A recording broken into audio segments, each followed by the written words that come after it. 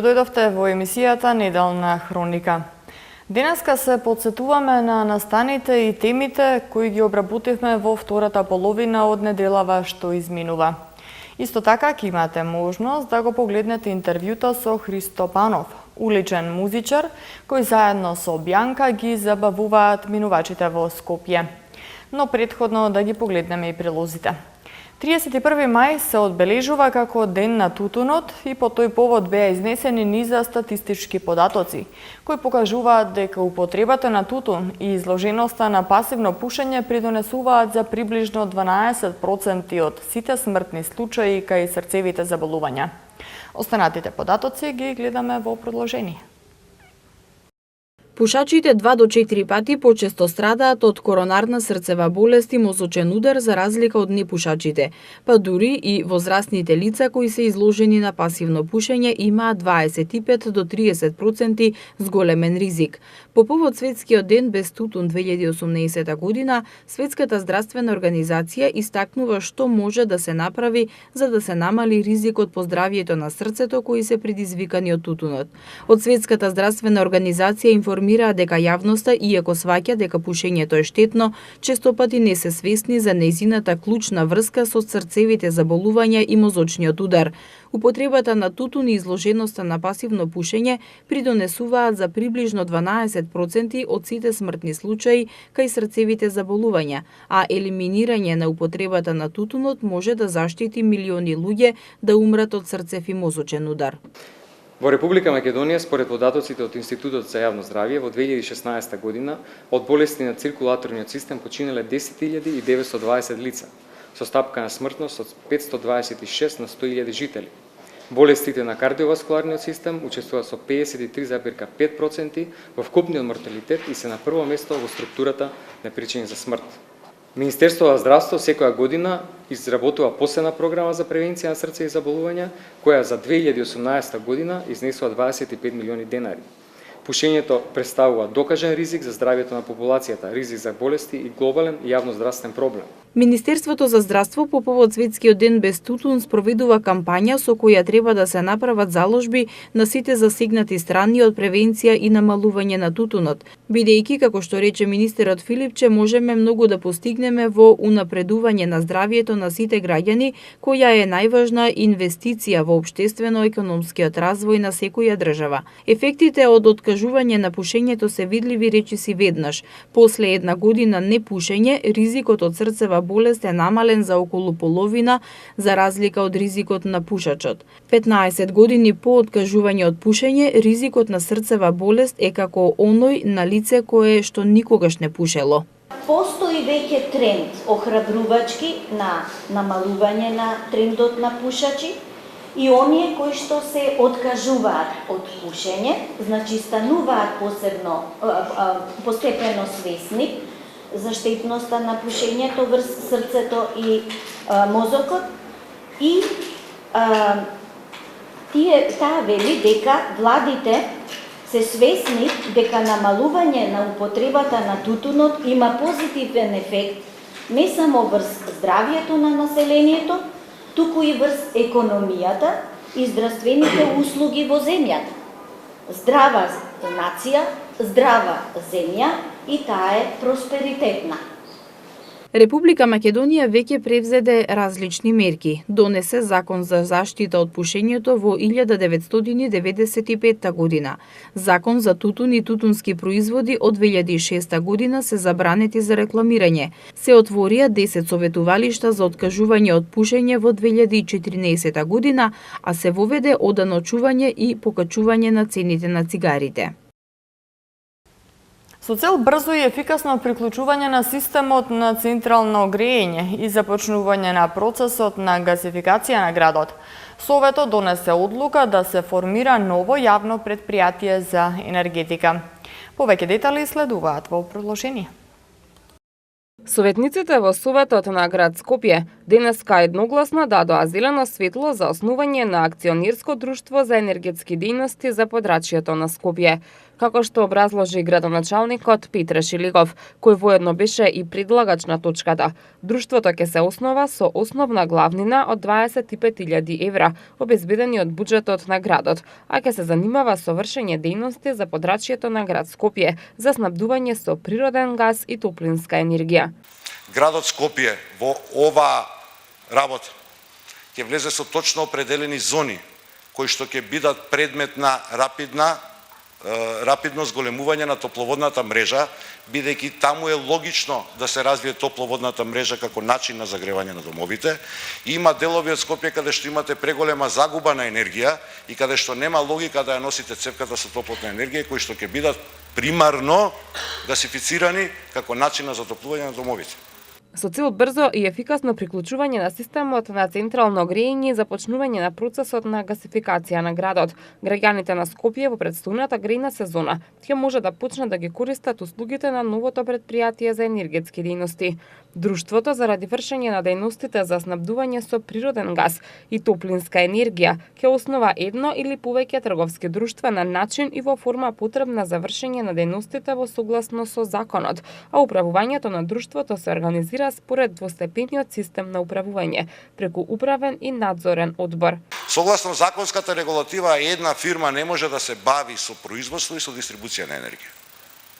Токму заради тоа акционерското друштво ќе се јави понатаму како основач на две друштва со ограничена одговорност, во кои што едните ќе се занимаваат, едното друштво ќе се занимава со гасификација, другото ќе превземе топловодната мрежа и ќе се занимава со дистрибуција на топлинска енергија. Со оваа одлука се задолжува градоначалникот на град Скопје преку администрацијата на градот да ги изготват статутот и другите потребни акти за основање на акционерското друштво. Одлуката ќе стапи на сила со денот на објавувањето во службен гласник на град Скопје. Граѓаните кои што ги користат паркиралиштата на паркинзи на општина Центар треба да внимаваат како ги паркираат своите возила, затоа што предпријатието најави зајакнати контроли и санкции за сите непрописно паркирани возила. Јавното предпријатие Паркинзи Центар од вчера и во наредните денови ќе врши зајакнати контроли на паркиралиштата со кои стопанисува предпријатието. Екипите на ПОД секојдневно ќе ги санкционираат сите непрописно паркирани возила кои ќе бидат затекнати на паркиралиштата со цел да се реши проблемот со неправилното паркирање и сообраќајниот метеж во општина Центар, информираат од предпријатието. Во текот на вчерашниот ден беше извршена детална контрола во зона 1 и зона 01 и беа санкционирани 162 непрописно паркирани возила и во наредниот период контролите ќе продолжат и во другите паркиралишта со кои стопанисува предпријатието. Со цел промовирање на градските историско-културни знаменитости, ЈСП Скопје воведува бесплатен превоз на патници на автобуската линија со број 28, која сообраќа до Македонско село. Од ЈСП информираат дека и вонредните линии со број 25А и 25Б, што возат до Средноводно, ќе станат редовни линии. ЈСП Скопје воведува бесплатен превоз на патници на автобуската линија со број 28 која сообраќа од транспортен центар до Нерези Македонско село. Превозот ќе биде бесплатен со цел промовирање на градските историско-културни знаменитости. Бесплатниот превоз ќе важи за деновите од викендот, сабота и недела и во денови на државен празник. Оваа одлука ја донесоа советниците на град Скопје. Исто така донесена е одлука и за автобуските линии со број 25А која сообраќа од Авто Македонија до Средноводно и со број 25Б која сообраќа од Дом на печат до Средноводно, да станат дел од редовниот линиски превоз покрај линијата број 25 што се движи од транспортен центар до Средноводно, која веќе извесен период е редовна автобуска линија.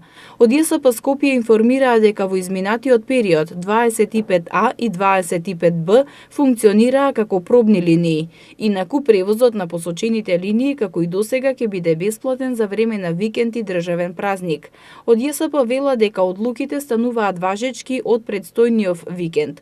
Возниот ред на линиите граѓаните може да го видат на веб страницата на предпријатието jsp.com.mk.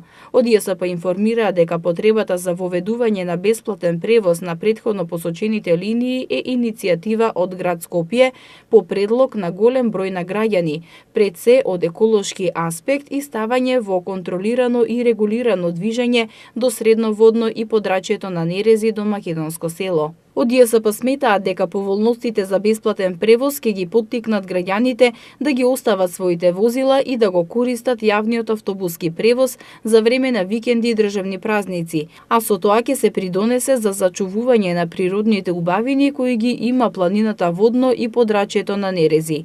Оваа одлука пред се има за цел заштита на природните убавини, поголем и почист простор за одмор, спорт и рекреација, каде граѓаните може да уживаат. Дислексијата кај средношколците во Македонија е застапена со 12%, а истражувањата покажуваат дека учениците со дислексија значително заостануваат во постигнување успеси во споредба со нивните врсници. Повеќе детали на оваа тема гледаме од прилогот што следува.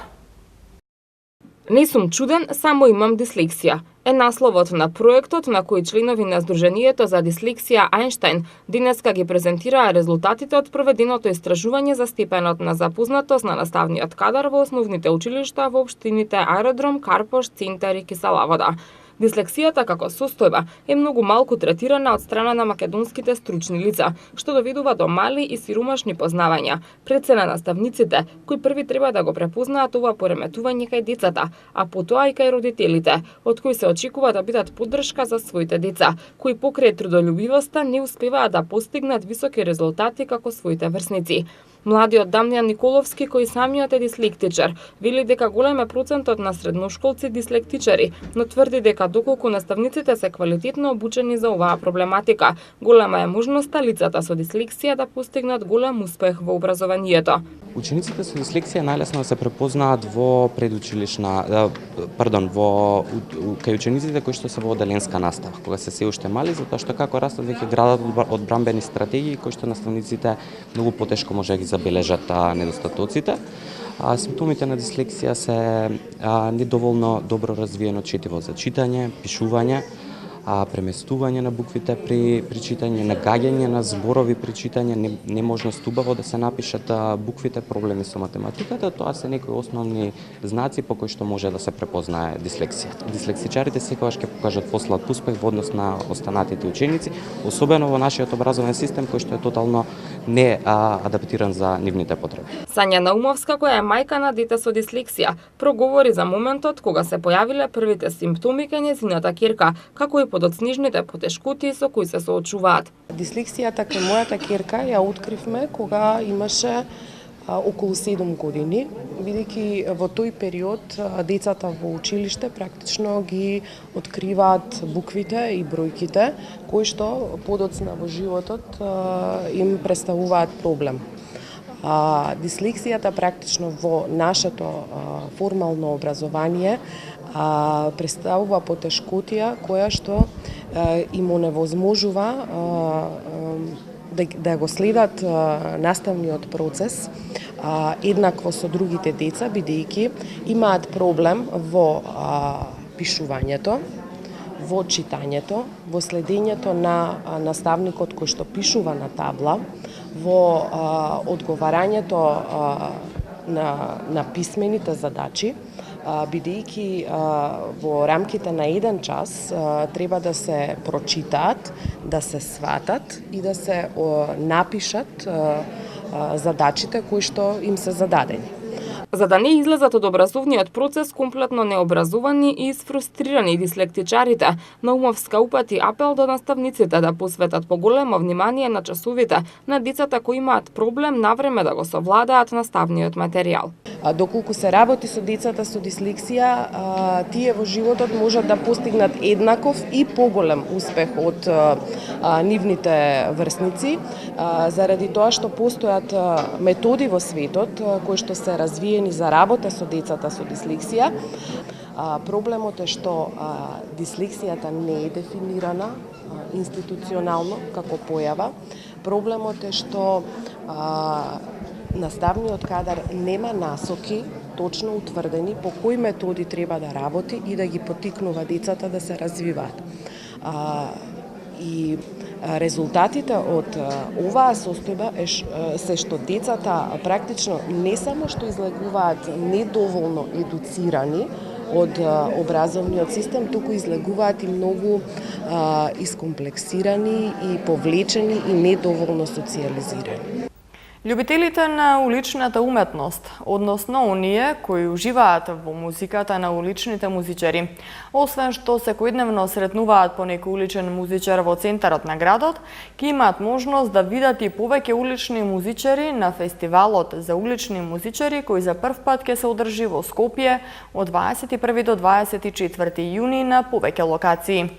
Деталите околу уличната музика ќе ги погледнете од прилогот што следува, а веднаш потоа следува и разговорот со Христо Панов, уличен музичар. Улични музичари, пракса во светските метрополи, а кај нас се уште во фаза на развој, но сепак ги има и тие му даваат посебен звук на градот и се духот на центарот на Скопје. Уличните музичари го заживуваат градот и го разубавуваат денот на луѓето кои се во движење, а кога ќе успеат да извлечат насмевка на нивните лица, сметаат дека ја постигнале целта. Во Скопје има бројни улични музичари, од кои некои се ангажирани од страна на град Скопје, а некои свират самостојно. Сите имаат свој посебен музички стил по кој се издвојуваат од останатите и сите на свој начин ги привлекуваат погледите на граѓаните. Но сите тие имаат една заедничка работа – љубовта кон музиката. Сепак, пристапот на луѓето кон оваа уметност и дарежливоста е далеку поголема во европските и светски метрополи, отколку кај нас. И во овие градови неретко може да се собере цела група случајни минувачи околу уличните музичари и тие да одржат мини концерт. Но да се надеваме дека свеста кај македонците ќе се зголеми и почита кон уличните музичари ќе биде на повисоко ниво. Главната цел на уличните музичари не е да заработат, туку да ги сплотат луѓето во едно и да ги потсетат дека сите се еднакви и рамноправни. Но има и такви случаи каде што заработката од оставените пари од минувачите има единствениот профит. Најголем број улични музичари може да се сретнат во градскиот трговски центар, но ги има и на други локации, како Камени мост, плоштад Македонија, улица Македонија и Старата Скопска чаршија. Помош за уличните музичари години наназад овозможуваше град Скопје преку проектот за улични музичари и артисти, на кој им се нудеше помош за изведба на отворено во централното градско подрачје. Оваа година град Скопје ќе го организира првиот фестивал на улични музичари Скопје Street Music Festival, кој ќе се одржи од 21 до 24 јуни. Во 4 дена на 6 различни локации, публиката ќе има можност да слушне различна музика изведена од врвни музичари, но и од аматери. Уличните фестивали нудат една посебна убавина и магија, пред се заради непосредноста и интеракцијата што се создава меѓу изведувачите и публиката. Организаторите велат дека ваквите настани на отворено се многу значаен фактор за развој на културното живење во градот. Визијата е да се создаде фестивал кој ќе ги урне стереотипите за уличната уметност и ќе ја направи квалитетната музика достапна за сите граѓани. Покрај домашните на Скопје Street Music Festival, предвидено е да настапат и улични музичари од Хрватска, Србија и Грција. Организаторите очекуваат содржина која ќе биде интересна, оригинална и достојна за една метропола и која ќе ја надополни и избогати атмосферата и амбиентот на Скопје за жителите и за туристите. Фестивалот се организира под покровителство на град Скопје, а коорганизаторен јавната установа Конгресен центар Александар Македонски.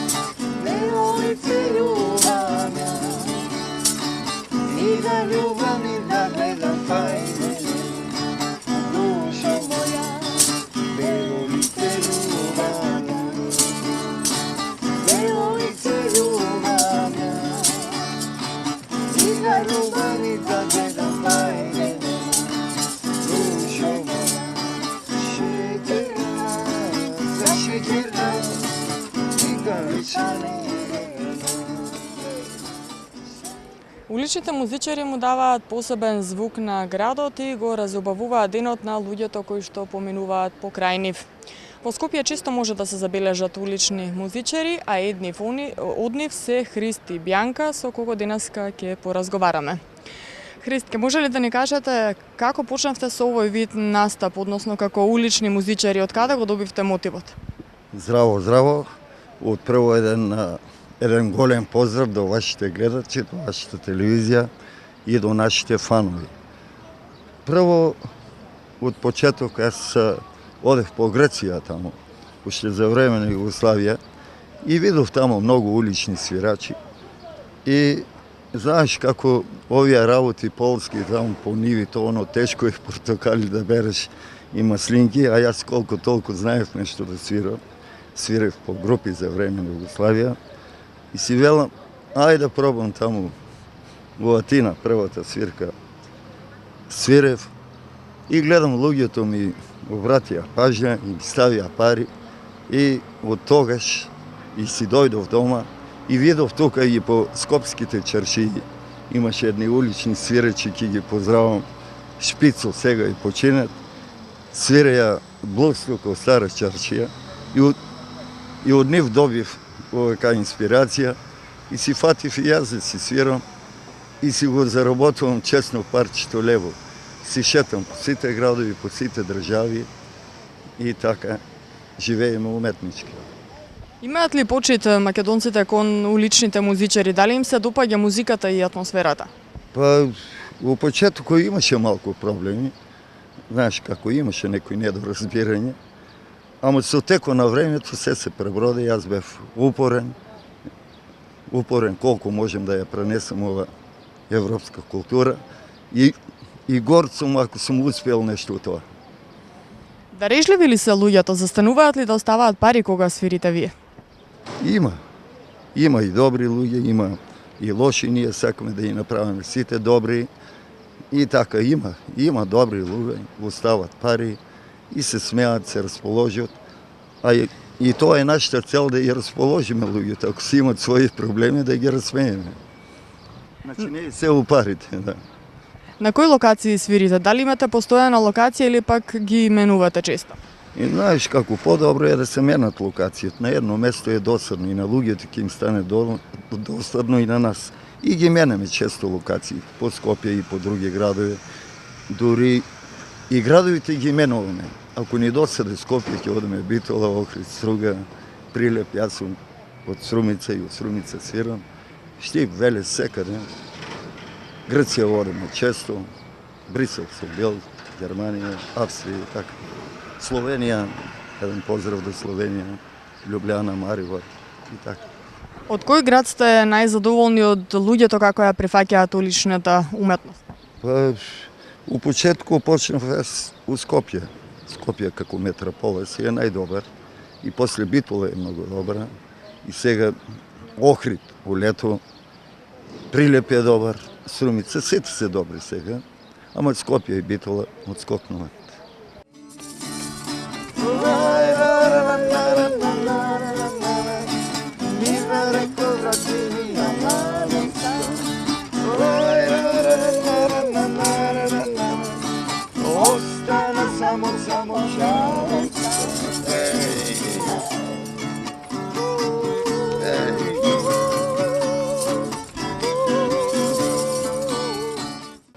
Генерално, какви се вашите впечатоци од досегашното ваше искуство во уличната уметност?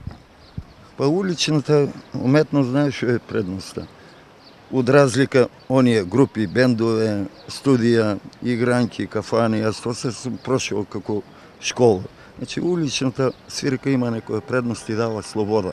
Колку знаеш свириш и кога ќе почнеш со свирење и колку време, значи ти дава некоја слобода и си шетеш без некоја одговорност, си зимаш парички, со луѓе си стално, со народ забораваш на проблеми има некоја позитивна енергија и за тоа ќе го работам и додека сум здрав и жив. Инаку имам и своји песни, спотови, снимки и тоа ќе го работам и тоа ми е желба, ама уличната свирка не ја напуштам и колку да станам популарен. Дали ова ви е единствениот начин на остварување на профит или ова е како дополнителен профит, уличната уметност? Па јас од 2000 година, 2001 година си живеам со овој приход. А пред тоа имав и други работи и други приходи. А сега специјално од тоа си живеам и колку толку ги покривам трошковите се снаваѓам. И за станови, и за тие работи си плаќам зимно време под керија, а летно време вреките, раница не е проблем. И на клупа може да си легнеш. Може ли едно семејство да обстане месечно со овако вид на уметност? Па семејство треба да е цело музикално, и жена, и деца, и да тргнеш по свето, може да обстанеш. Ако едниот работе, другиот работе, нема ни хармонија и не може ни да обстанеш. Споменавте дека сте свирале и на улиците надвор од Македонија, во Грција, во Словенија, да. Може ли да се направи една споредба со уличната уметност во Македонија со уличната уметност во европските и светските метрополи? Кој е разлика? Има, за жал, има голема разлика, ама ние сме упорни, јас сум патриот, значи колку толку да се ова култура пренесе и да станеме близко до Европа и политички, уметнички, спортски. А јас ова ми е желба и се трудам нешто да придонесам во тоа. Колку Македонија може да се пофали со бројот на улични музичари? Па у почетку кога почнав јас 2000 година, овие беа само Шпицу и еден таму со него други. Значи други улични свирачи немаше. Ама они свира, знаеш како, у време на викенд, тоа. А јас 2001 година почнав активно. Значи секој ден, зима и лето, овде почнав прво да свирам кај Бристол. У Трговски не дава да свира, ама полека почна да никнат улични свирачи, па владата почна да дава некои плати и сега нешто дават. И така, се развива и оптимист сум дека ќе биде и по-добро и ќе бидеме близко со Европа. И сакаме Европа да бидеме. Соработувате ли со другите улични музичари? Дали се дружите? Дали имате некое разбирање да не настапувате на иста локација, да не си ги зазимате своите локации? Да, има разбирање и соработуваме. И некој пат и по пивци си пиеме, си дружиме, си разменуваме мишљења, значи ја има таа култура. У почетоку ја немаше. Имаше некој се бајна, ова е моје место, ти не смееш тука, ама јас сум упорен у тоа, имам и трпение и ги смирувам живците и топките. Една порака за крај да упатите до останатите улични музичари, особено до младите улични музичари, која порака би испратил? Па јас една порака до младите и желба ми е да се развива ова култура. Значи, кој колку знае и шо знае да излезе на улица, да го искаже. Улицата е најголемо школу и најголем факултет. Ки си заработе и некој динарче, да си излезе после у кафе со женската оно и честно да си го заработе, а не да седе дома, да бара да му дадат пари родителите. Значи да се труде од мал да си заработе некој парче леп и занаато ќе си го испече и ќе биде добар музичар и со здравје и со среќа и се ќе биде добар. Ви благодарам многу. Уредо, фала ви и на вас. Пријатно, здрави, живи, се гледаме у друга прилика. Bye bye.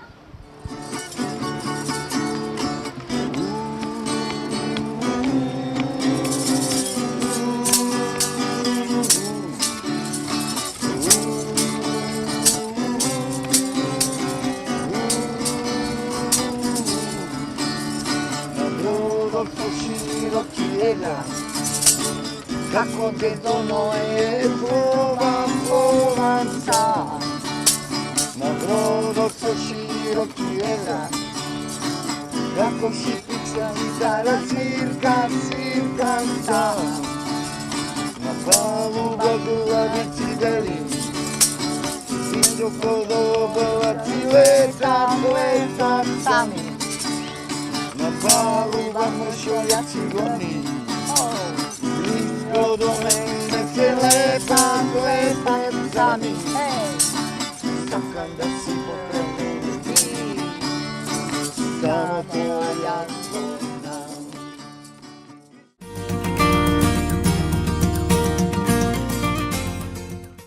Почитувани гледачи, тука го завршуваме ова издание на Неделна хроника, а вие продолжете да не следите на нашата веб страна, Facebook фан страна и на каналот на YouTube.